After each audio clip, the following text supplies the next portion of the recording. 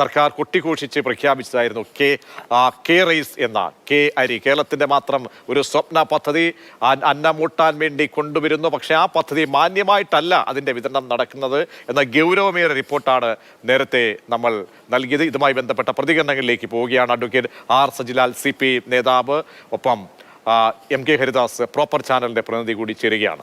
സജിലാലിലേക്ക് പോകുമ്പോൾ ശ്രീ MK ഹരിദാസ്, നമുക്കറിയാമല്ലോ ഒരുപാട് ചർച്ചകൾ കടന്നുപോയ 2024 ജനകീയ വിഷയങ്ങളുമായി ഇതേ ഫ്ലോറിൽ താങ്കൾ ഇരുന്നിട്ടുണ്ട്. അതിൽ വളരെ പ്രധാനപ്പെട്ടതായി എനിക്കിപ്പോഴും ഓർമ്മ വരുന്നത് നമ്മൾ സപ്ലൈക്കുമായി ബന്ധപ്പെട്ട് നടത്തിയ ചർച്ചകളൊക്കെ ഒരുപാടുണ്ട്. ഒരുപാട് തവണ നമുക്കത് ചർച്ച ചെയ്യേണ്ടി വന്നു എന്ന് പറയുന്നതായിരിക്കും നല്ലത്.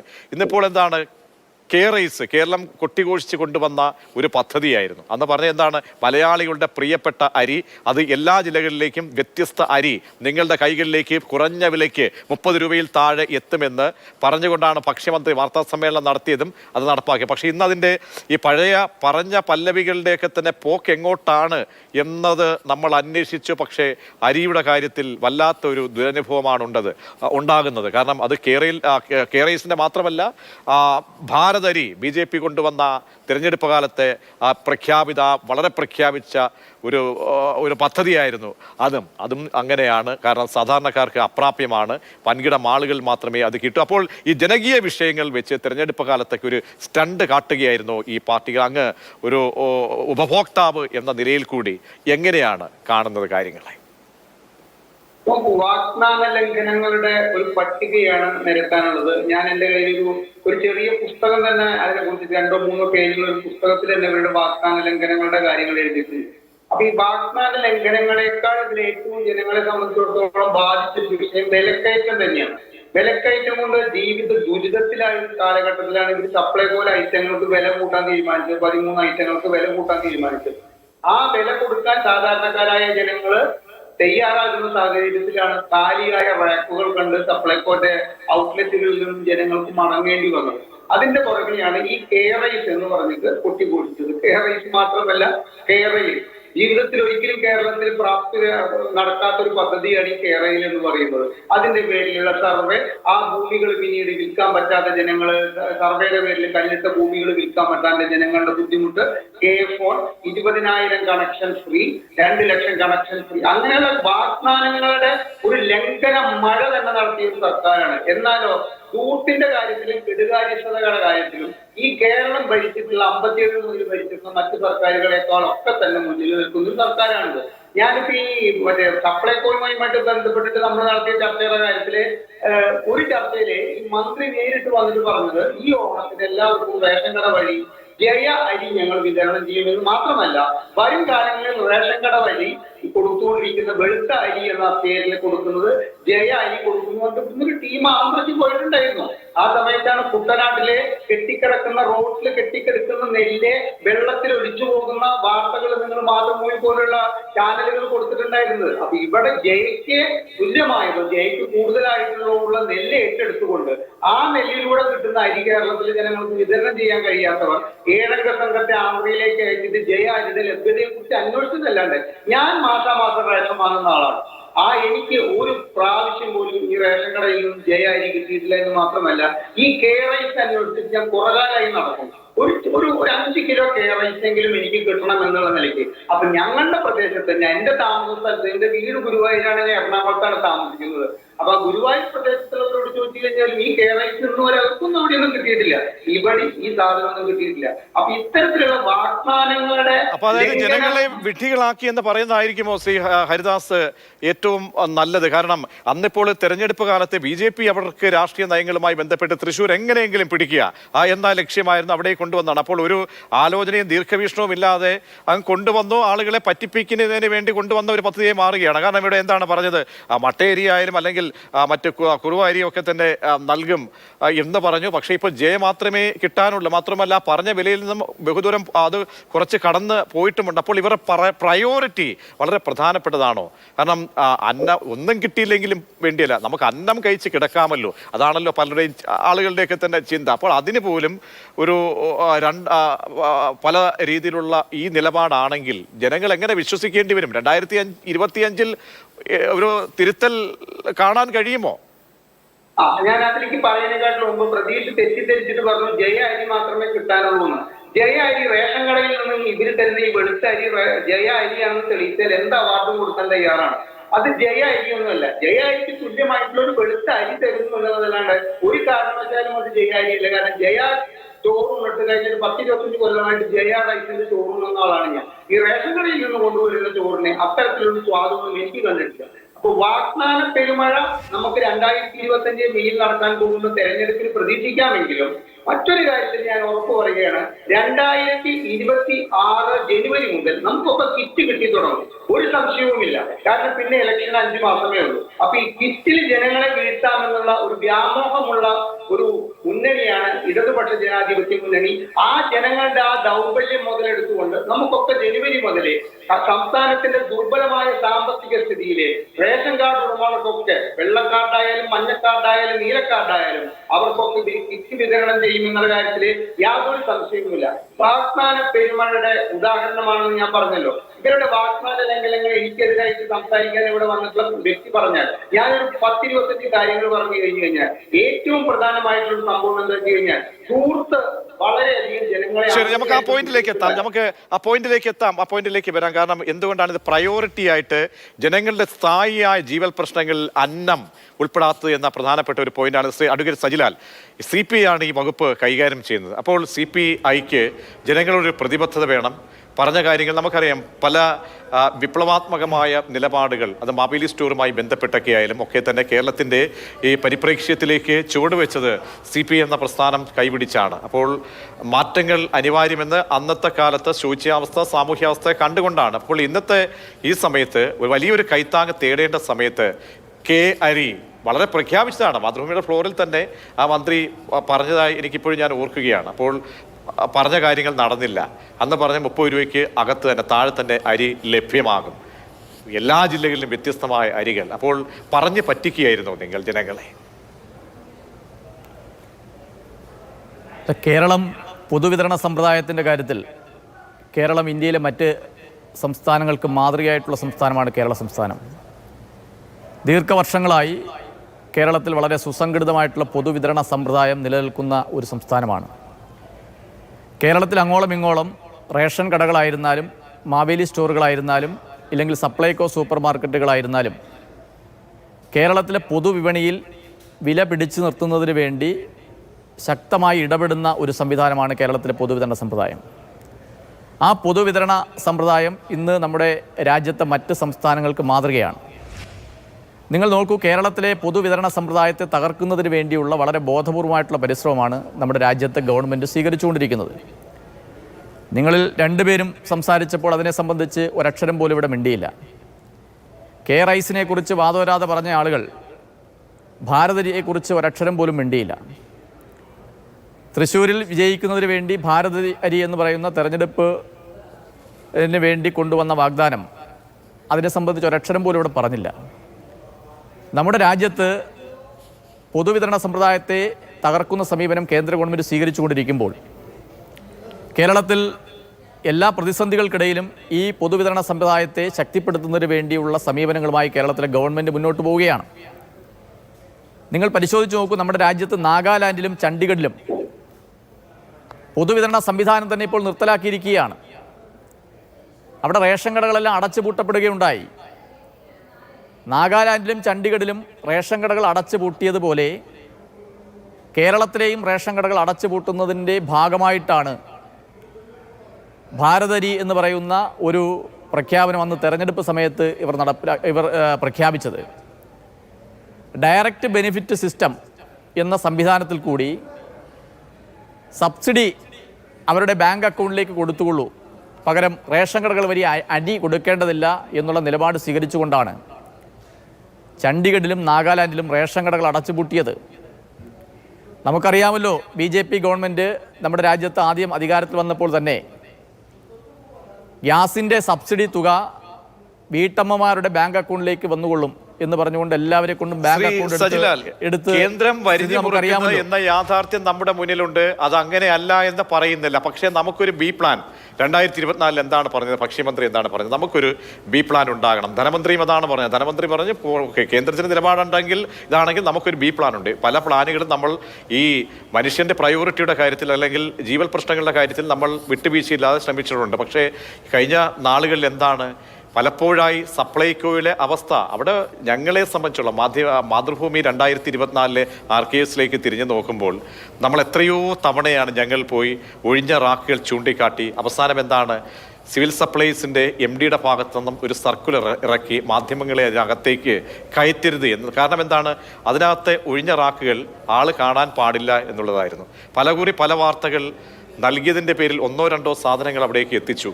അതും എപ്പോഴാണെന്നൊക്കെ അറിയാം. അപ്പോൾ പ്രയോറിറ്റി നിശ്ചയിക്കുന്നത് വളരെ പ്രധാനപ്പെട്ട പ്രശ്നമാണ്.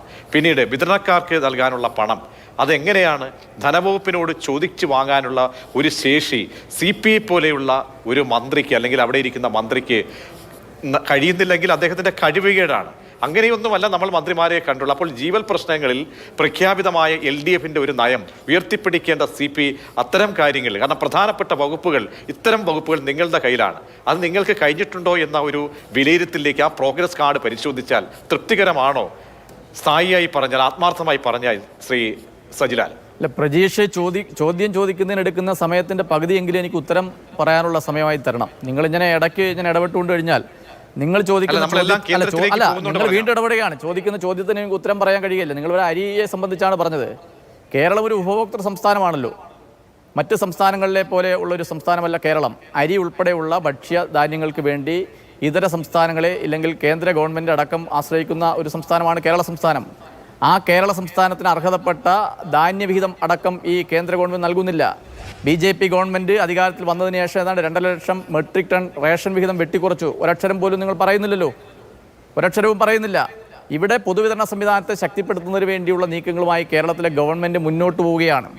ആ മുന്നോട്ട് പോകുന്ന ഗവൺമെൻറ്റിനെ സാമ്പത്തികമായി ഇല്ലാതാക്കുന്നതിന് വേണ്ടിയുള്ള സമീപനം കേന്ദ്ര ഗവൺമെൻറ് സ്വീകരിക്കുകയില്ല. ഇതെല്ലാം ഒരു സമ്പദ് വ്യവസ്ഥയാണല്ലോ.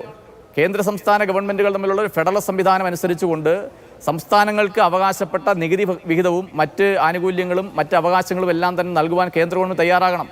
നിങ്ങൾക്കുൾപ്പെടെ അറിയാമല്ലോ, ഈ കേരളത്തിന് അവകാശപ്പെട്ട നികുതി വിഹിതം ഈ കേന്ദ്ര ഗവൺമെൻറ് നൽകുന്നുണ്ടോ? വിവിധ ഇനങ്ങളിൽ കൂടി കേരളത്തെ സാമ്പത്തികമായി വരിഞ്ഞു മുറുക്കുകയല്ലേ. 16ാം ധനകാര്യ കമ്മീഷന്റെ അധ്യക്ഷൻ അരവിന്ദ് ബനഗാരിയ കേരളത്തിൽ സന്ദർശനം നടത്തിയപ്പോൾ കേരളത്തിൻ്റെ മുഖ്യമന്ത്രിയും മന്ത്രിമാരുൾപ്പെടെയുള്ള ആളുകൾ ആ ധനകാര്യ കമ്മീഷന് മുന്നിൽ നിവേദനവുമായി കടന്നു ചെന്നു. എന്താണ് ആ ധനകാര്യ കമ്മീഷൻ തീരുമാനിച്ചത്?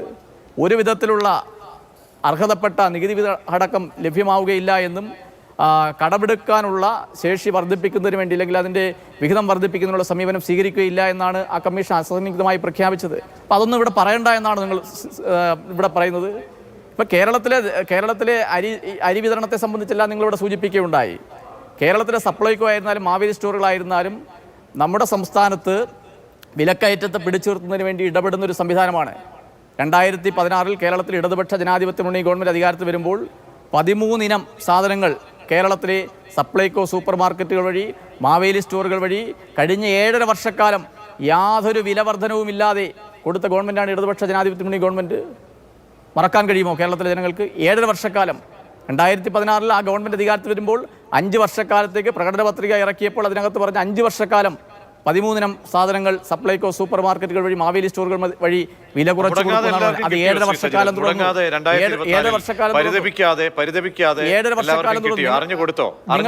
നിങ്ങൾ മനസ്സിലാക്കേണ്ടത്, നമ്മുടെ രാജ്യത്ത് FCI ഗോഡൌണുകളിൽ മിച്ചമായി വരുന്ന അരി സംസ്ഥാനങ്ങൾക്ക് ഇല്ലെങ്കിൽ സർക്കാർ ഏജൻസികൾക്ക് അവിടെ നടക്കുന്ന ലേലത്തിൽ പങ്കെടുത്തുകൊണ്ട് മിനിമം സപ്പോർട്ട് പ്രൈസ് അനുസരിച്ചുകൊണ്ട് ആ അരി ഏറ്റെടുത്തുകൊണ്ട് സൗജന്യ നിരക്കിലോ ഇല്ലെങ്കിൽ തന്നെ കൊടുക്കാൻ കഴിയുന്ന സാഹചര്യം ഉണ്ടായിരുന്നു.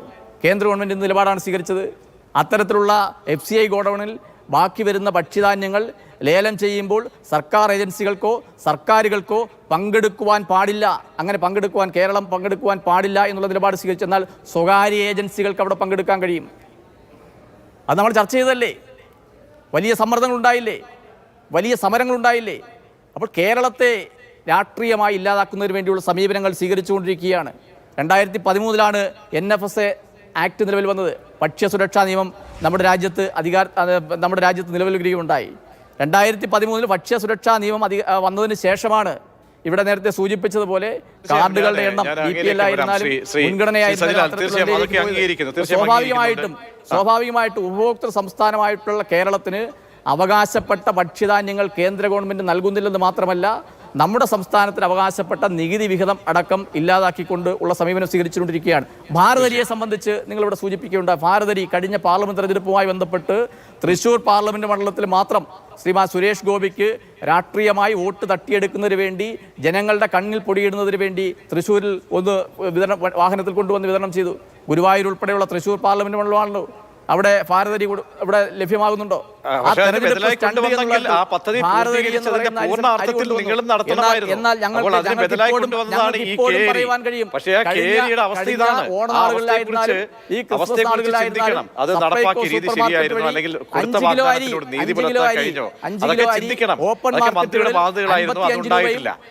രൂപയും വിലയുള്ളപ്പോൾ 30 രൂപയ്ക്കും കൊടുത്തുകൊണ്ടിരിക്കുകയാണ് ഭാരതീയ.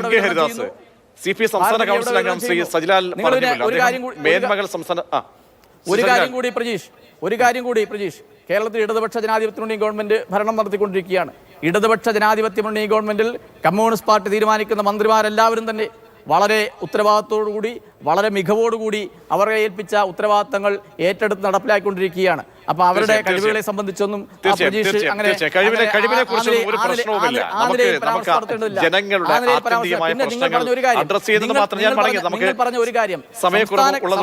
സംസ്ഥാന ഗവൺമെന്റ് ഇതിനൊക്കെ തന്നെ ഒരു പ്രയോറിറ്റി നിശ്ചയിക്കണമെന്നതിനെ സംബന്ധിച്ച് നിങ്ങൾ സൂചിപ്പിച്ചു. സ്വാഭാവികമായിട്ടും ശരിയാണ്, പ്രയോറിറ്റിയെ സംബന്ധിച്ച് നിങ്ങൾ പറഞ്ഞ കാര്യം ശരിയാണ്. ഒരു സംസ്ഥാനത്ത് ഏതൊക്കെ കാര്യങ്ങൾക്ക് മുൻഗണന കൊടുക്കണമെന്നതിനെ സംബന്ധിച്ച് സംസ്ഥാന ഗവൺമെന്റ് അതിനെ പ്രയോറിറ്റി നിശ്ചയിച്ച് മുന്നോട്ട് പോകണം എന്ന് തന്നെയാണ് ഞങ്ങളുടെ എല്ലാം തന്നെ അഭിപ്രായം. അപ്പൊ അങ്ങനെ പ്രയോറിറ്റി നിശ്ചയിക്കുമ്പോൾ കേരളത്തിലെ പൊതുവിതരണ സംവിധാനത്തെ ശക്തിപ്പെടുത്തുന്നതിന് പ്രധാനപ്പെട്ട വകുപ്പുകൾ CPയുടെ കൈകളിലാണ്. അത് ഏതൊക്കെയാണെന്ന് നമുക്ക് ഇനി പറയേണ്ടതില്ല. അവിടെയാണ് ഈ പറയുന്ന ഭക്ഷണം കഴിക്കാനുള്ള അല്ലെങ്കിൽ കാർഷിക വിളകളുടെ കാര്യത്തിലൊക്കെ തന്നെ അവരുടെ മേന്മകൾ ശ്രീ സജിലാല് പറയുന്നുണ്ടായിരുന്നു. പക്ഷേ കേന്ദ്രത്തിൽ നിന്നുണ്ടാകുന്ന സമീപനവും വളരെ പ്രധാനപ്പെട്ടതാണ്. പക്ഷേ ഞാൻ പറഞ്ഞ പോലെ നമുക്കൊരു പ്ലാൻ വേണം. ആ പ്ലാനിലൂടെ പോയിട്ടുണ്ടോ അല്ലെ, പരിമിതമായിട്ടാണെങ്കിലും ആ ഒരു പ്ലാൻ ഉണ്ടല്ലോ, അതിനുള്ള ധനശേഷി ബാക്കിയെല്ലാം നമുക്ക് ഒരു സ്വല്പം മാറ്റി നിർത്തിയാൽ അതാണ് താങ്കൾ നേരത്തെ പറഞ്ഞ ആ ഇച്ഛാശക്തിയും അവിടെ ഉണ്ടാകുന്ന ഈ സാമ്പത്തിക താളം തെറ്റലും അതൊക്കെ പരിശോധനയ്ക്ക് വിധേയമാക്കിയിട്ടുണ്ടോ? അതിൽ നിന്നൊക്കെ ഒരു തിരുത്തൽ 2025 സാധാരണക്കാരന് പ്രതീക്ഷിക്കാവുന്ന ഒരു ചുറ്റുപാടുണ്ടോ? ഞാൻ ആദ്യം അദ്ദേഹത്തോട് 3 കാര്യങ്ങൾക്ക് മറുപടി പറയട്ടെ. ഒന്ന്, അദ്ദേഹത്തിന്റെ ആക്ഷേപം കേന്ദ്ര സർക്കാരിന്റെ നയങ്ങളോടും കേന്ദ്ര സർക്കാരിന്റെ ഈ ഭാരതരിയോടും. ഈ ചർച്ച കേന്ദ്ര സർക്കാർ വാഗ്ദാനം നൽകിയിട്ടുള്ള കാര്യങ്ങളുടെ ലംഘനമാണെങ്കിൽ അത് എണ്ണി പറഞ്ഞുകൊണ്ട് കേന്ദ്ര സർക്കാരിനെ വിമർശിക്കാൻ MK ഹരിദാസ് എന്ന് പറയുന്ന സാധാരണ നികുതിദായകന് ഒരു മടിയുമില്ല. മിസ്റ്റർ സജിലാൽ, താങ്കൾ അത് മനസ്സിലാക്കുക. കാരണം മോദിയുടെ ഭരണം ഒരു ദിവസം മുമ്പെങ്കിലും ഇന്ത്യയിൽ അവസാനിക്കണമെന്ന് വിശ്വസിക്കുന്ന രാഷ്ട്രീയ പാർട്ടികൾ അല്ലാത്തവരിലുള്ള ഇവിടെ നടക്കുന്ന ചർച്ച അങ്ങനെ ഒന്നാണെങ്കിൽ തീർച്ചയായിട്ടും ഞാൻ അതിനെക്കുറിച്ച് സംസാരിക്കും. രണ്ടാമത് താങ്കൾ പറഞ്ഞത് ഉപഭോക്തൃ സംസ്ഥാനം നമുക്കിതൊന്ന് മാറ്റിയെടുക്കേണ്ട സജിലാൽ. നമുക്ക് എക്കാലത്തും ജനങ്ങളോട് ഇതന്നെ പറഞ്ഞുകൊണ്ടിരിക്കാൻ പറ്റുമോ? ഇത് ഉപഭോക്തൃ സംസ്ഥാനമാണ്. അപ്പൊ അതിനുള്ളൊരു അവസരമാണ് 9 വർഷമായി നിങ്ങൾ ഭരിക്കാൻ തുടങ്ങിയിട്ട്. 9 വർഷത്തിൽ ഒരു കമ്മ്യൂണിസ്റ്റ് പാർട്ടിയുടെ നേതൃത്വത്തിലുള്ള ഭരണത്തിനെ ഭാഗികമായിട്ടെങ്കിലും കേരളത്തിലെ ഉപഭോക്തൃ സംസ്ഥാനം അല്ലാതാക്കാൻ കഴിഞ്ഞിട്ടില്ല എന്ന് പറയുന്നത് ഒരു കണക്കിന് ഒരു നാണക്കേടല്ലേ? അപ്പൊ ഞാൻ താങ്കളോട് ഒരു കാര്യം ഓർമ്മിപ്പിക്കുകയാണ്. ഈ ഇതിനു മുമ്പിലത്തെ മന്ത്രിസഭയിൽ ഉണ്ടായിരുന്ന തൃശ്ശൂർ പാർലമെന്റ് ഇലക്ഷൻ മത്സരിച്ച സുനിൽ, അദ്ദേഹത്തിന്റെ പെട്ടെന്ന് ഇംഗ്ലീഷിൽ ഓർമ്മ വരുന്നില്ല, സുനിൽ കുമാർ, ഞാൻ പങ്കെടുത്തൊരു ഫ്ലോർ ചർച്ചയിൽ പറഞ്ഞത് ഇടതുപക്ഷ ജനാധിപത്യ മുന്നണി വന്നു കഴിഞ്ഞാൽ ഓരോ നികുതിദായകനെ കൊണ്ടും 1 ടൺ പച്ചക്കറി ഒരു മാസം ഞങ്ങൾ ഉത്പാദിപ്പിച്ചുകൊണ്ട് അവർക്ക് സബ്സിഡി നൽകിയിട്ട് ഇവിടുത്തെ തരിശു കിടക്കുന്ന പാടങ്ങൾ മുഴുവൻ പച്ചപിടിപ്പിക്കുമെന്നാണ് പറഞ്ഞത്. അദ്ദേഹം ഇരുന്ന 5 വർഷമോ അത് ചെയ്തില്ലെന്നത് പോട്ടെ, ഇപ്പോൾ നിങ്ങൾക്കത് ചെയ്യാൻ സാധിക്കുന്നുണ്ടോ? അപ്പൊ വാഗ്ദാന ലംഘനങ്ങളുടെ പെരുമഴ എന്ന് ഞാൻ ഉദ്ദേശിച്ചത് അതാണ്. എന്റെ കുട്ടിപ്രായത്തിൽ എന്റെ നാട്ടിലത്തെ CPIയുടെ നേതാവ് എനിക്കൊക്കെ അത്രയധികം ആദരണീയനായ ഒരു കൃഷ്ണൻകുട്ടി എന്ന് പറയുന്ന ഒരാളായിരുന്നു. അദ്ദേഹത്തിന്റെ പ്രസംഗം തുടങ്ങുക എങ്ങനെയാണെന്നറിയോ? നോക്കൂ, ചൈനയിലേക്ക് നോക്കൂ, റഷ്യയിലേക്ക് നോക്കൂ. അന്നത്തെ റഷ്യയിലെ കമ്മ്യൂണിസ്റ്റ് പ്രസ്ഥാനമാണല്ലോ ഭരിക്കുന്നത്. പോളണ്ടിലേക്ക് നോക്കൂ. ഇത് എല്ലാ കാലത്തും ഒരു പതിവായിരുന്നു അദ്ദേഹത്തിന്റെ. പിന്നീട് അദ്ദേഹത്തെ കളിയാക്കാൻ തുടങ്ങിയപ്പോഴാണ് അദ്ദേഹം നിർത്തിയത്. ഇപ്പൊ താങ്കൾ നാഗാലാൻഡിലേക്കും മിസോറാമിലേക്കും വിരല് ചൂണ്ടാൻ വേണ്ടിയിട്ടല്ല 9 വർഷക്കാലത്തെ ഭരണം ജനങ്ങൾ ഈ ഇടതുപക്ഷ ജനാധിപത്യ മുന്നണി ഏൽപ്പിച്ചത്. ഞങ്ങൾക്ക് വിലക്കയറ്റമില്ലാതെ താങ്കൾ പറഞ്ഞു നിയന്ത്രണാതീതമായിട്ടുള്ള വിലക്കയറ്റമല്ലാതെ 400 രൂപ 1 കിലോ ഈ വെള്ളുള്ളിക്ക് കൊടുക്കേണ്ടി വന്ന ഒരേ ഒരു സംസ്ഥാനം കേരളം അങ്ങ് മനസ്സിലാക്കണം. ആന്ധ്രയിൽ 280 രൂപയുള്ളപ്പോൾ കർണാടകത്തിൽ 310 രൂപയുള്ളപ്പോൾ കേരളത്തിൽ ഞങ്ങൾ കൊടുത്തത് 400 രൂപ. ഈ സർക്കാർ അതിനെ കുറിച്ചിട്ട് എന്തെങ്കിലും അറിഞ്ഞിട്ടുണ്ടോ? ഇന്നും അത് 370 നിൽക്കുകയാണ്. മറ്റിടത്തൊക്കെ 50 രൂപയും 40 രൂപയും കുറഞ്ഞിട്ടുണ്ട്. സർക്കാർ എന്ത് ഇടപെടലാണ് നടത്തിയത്? ഈ ഓണക്കാലത്ത് ഈ സബോള വില 98 രൂപ വരെ 98 രൂപ ആയിക്കോട്ടെ, സർക്കാരിന്റെ കുറ്റമല്ല. നിങ്ങൾക്ക് 98 രൂപയ്ക്ക് കേരളത്തിലെ എല്ലാ ജില്ലകളിലും ഒരു ജില്ലയിൽ തന്നെ എല്ലാ കടകളിലും കിട്ടുന്ന വിധത്തിലുള്ള സംവിധാനം ഒരുക്കാൻ നിങ്ങൾക്കായിട്ടുണ്ടോ? ആയിട്ടില്ല.